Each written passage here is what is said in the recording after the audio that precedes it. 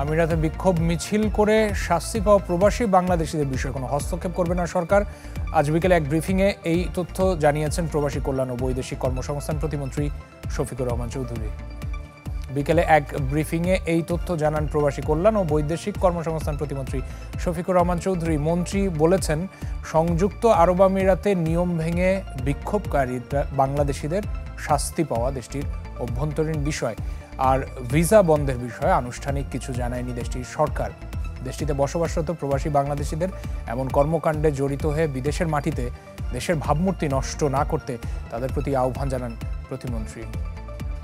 আসলে বন্ধ এখনো হয় নাই, এখন পর্যন্ত আমরা জানি না।